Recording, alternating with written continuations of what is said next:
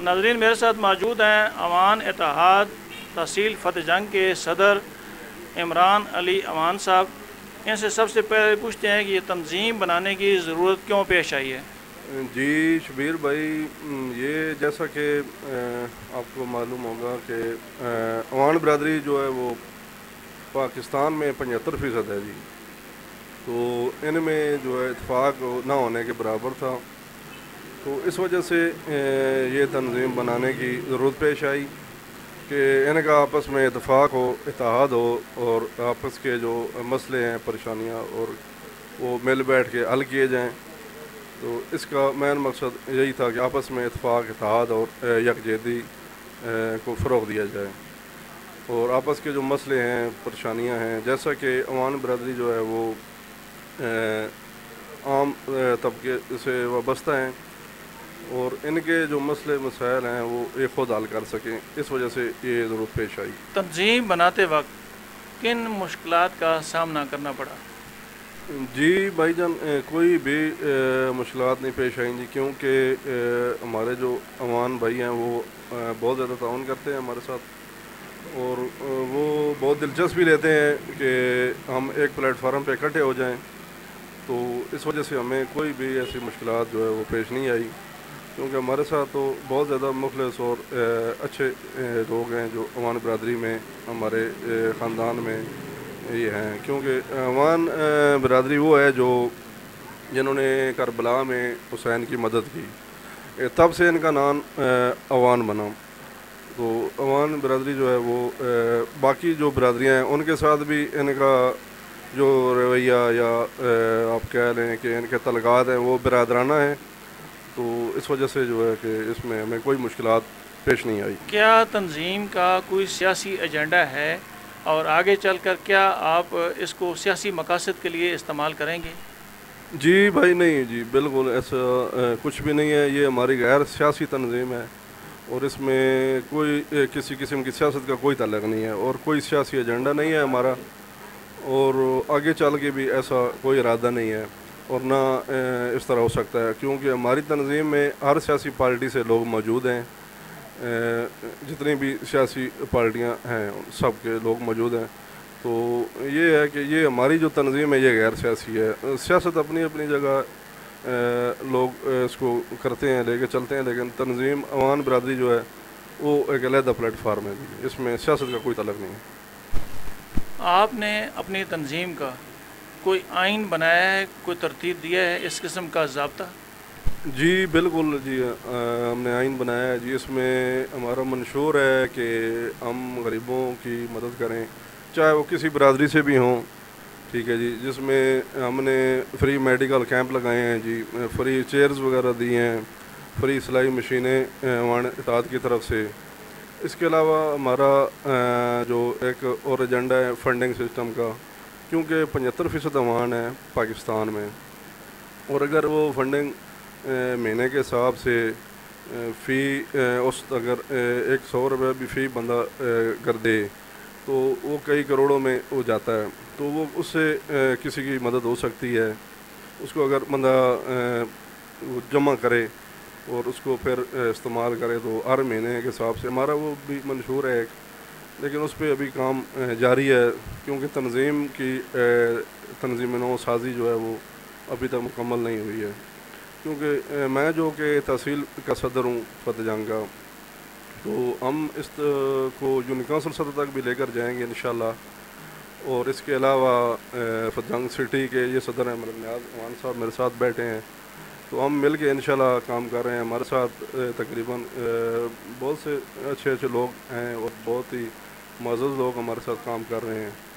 तो ये एक फलाही काम है, इसमें कोई किसी का ज़ाती मफाद नहीं है और इंशाल्लाह हमारा यही मंशूर है कि हर किसी की मदद की जाए, गरीब की, चाहे वो किसी बरदरी से भी हो, उसकी मदद करना ये हमारा फ़र्ज़ है, क्योंकि अवान का मैन ही मददगार है।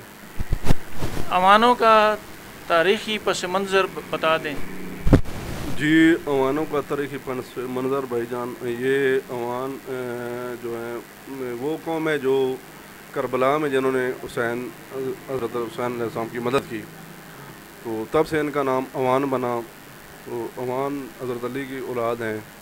یہ قیام پاکستان سے پہلے کے آباد ہیں پاکستان میں, اور ان کا جو مین جو آپ ایڈ کہہ لیں یا وہ ضلع پشاور کا علاقہ ہے وادی سون سکیسر.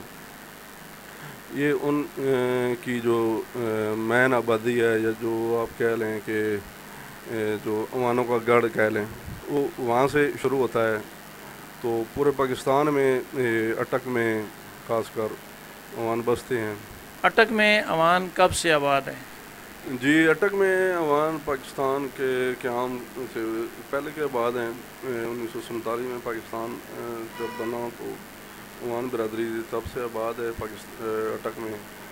تو ان کا جو ہے کافی زیادہ اکثریت ہے, اور امان برادری میں جو ہے کافی اچھے لوگ ہیں اور کافی عہدوں پہ ہیں, اچھے عہدوں پہ یہ ہیں.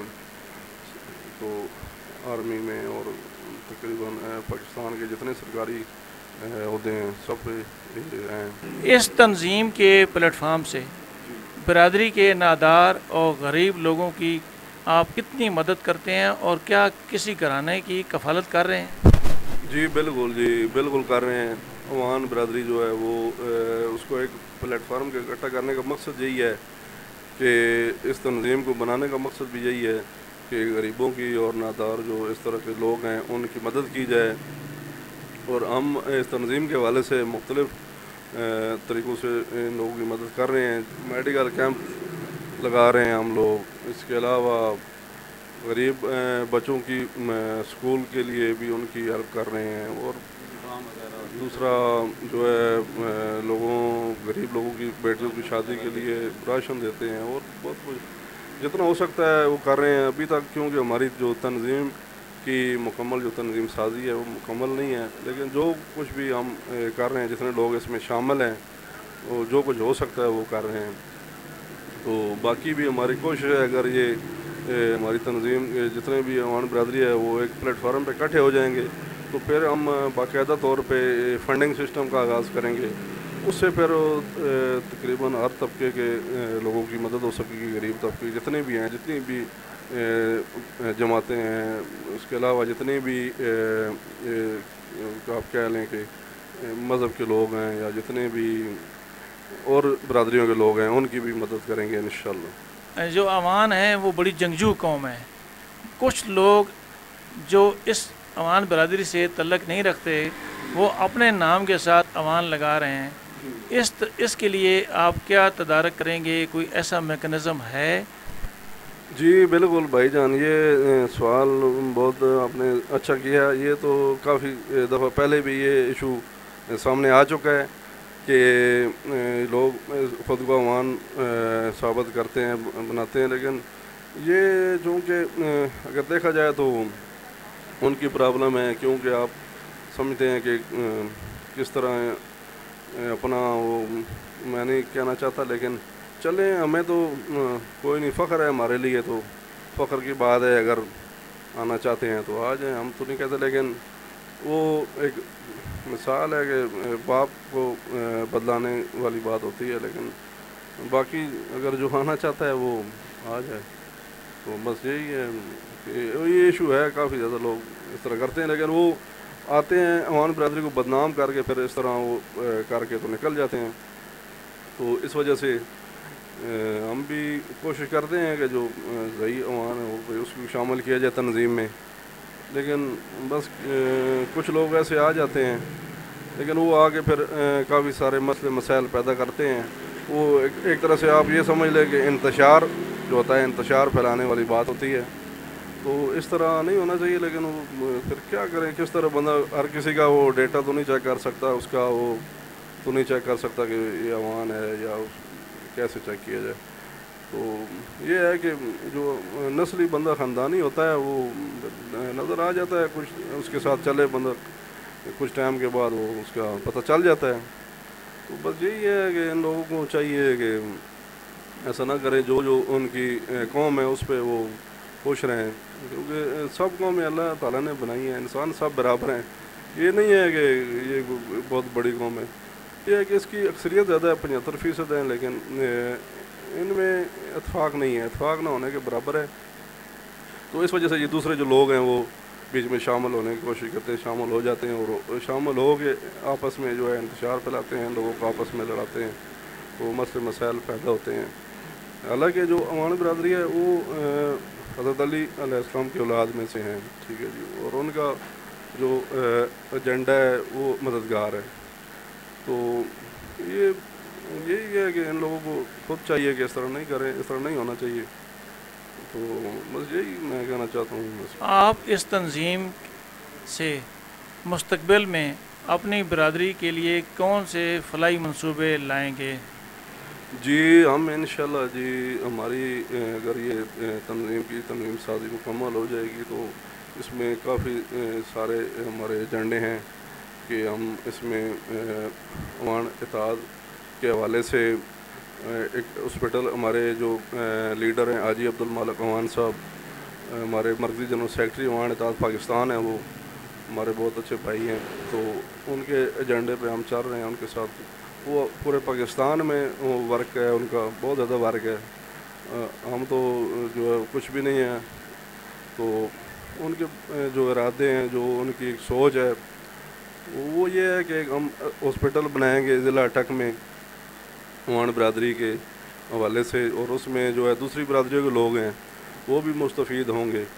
تو اس کے علاوہ بھی کافی ورک کر رہے ہیں ہم، اس پہ کافی زیادہ کر رہے ہیں کہ فلاحی کیمپ لگا رہے ہیں، میڈیکل کیمپ لگا رہے ہیں، چیئرز وغیرہ دی ہیں اور سلائی مشینیں وغیرہ دی ہیں حضروں میں، اٹک میں.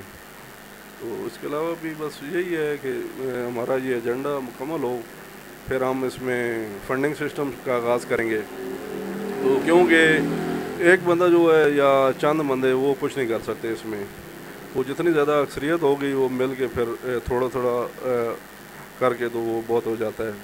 تو اس طرح انشاءاللہ آگے چل کے یہی ارادہ ہے کہ غریب جو لوگ ہیں، غریب برادری کے طبقے کے، پورے پاکستان میں ان کی مدد کی جائے. کیونکہ ہماری جو تنظیم ہے صرف ضلع اٹک میں نہیں ہے، پورے پاکستان میں ہے. تو اس طرح کے جو لوگ ہیں ان کی مدد کرنا، کیونکہ عوام کا جو مین ہے، جو مقصد ہے، وہی مددگار ہے. ناظرین، یہ تھے عمران علی عوان، صدر عوام اتحاد تحصیل فتح جنگ، جنہوں نے اپنا قیمتی وقت دیا ہے اور بڑا مفصل انٹرویو دیا ہے. اسی کے ساتھ مجھے اٹک ٹوڈے نیوز کو فتح جنگ سے اجازت دیجیے. اللہ تعالیٰ ہم سب کا حامی ناصر ہو. اللہ حافظ جی.